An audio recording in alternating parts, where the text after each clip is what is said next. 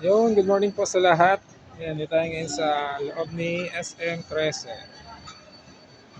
Kasi yung client ko kahapon is nagpapareserve na po ngayon. Bali, nag-withdraw lang po sila yung nakapila sa may anak. Nakapag-usap na sila mag-asawa.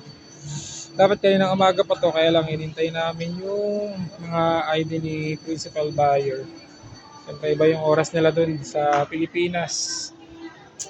Kaya nakapag-send naman siya ng ID.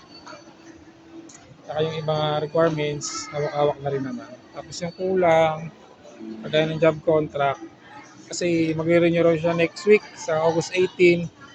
Bali yun na lang ipapasa natin. Nakapag-send naman siya ng payslip, bali sa proof of income niya. Ngayon, hinahabol kasi namin yung lock and lock na in-offer sa kanila kahapon. 3 meter end kasi, ganda. Hintayin natin makapag-withdraw. Yan, nandito na kami sa Brookston Park. Pakita ko lang yung actual turnover unit kasi kasama yung magulang. Kahapon kasi hindi kasama tsaka yung mga anak.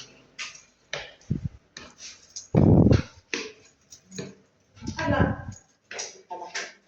Dito tayo sa may gamit.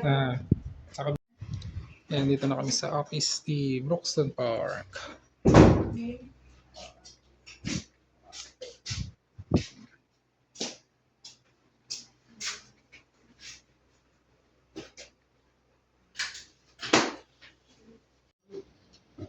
Ito na lang na, ito.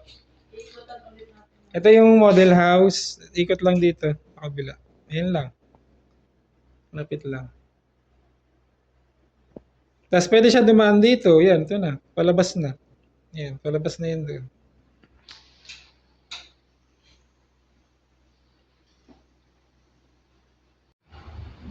Inabot na kami ng ulan. Kami pa uwi na. Oh no.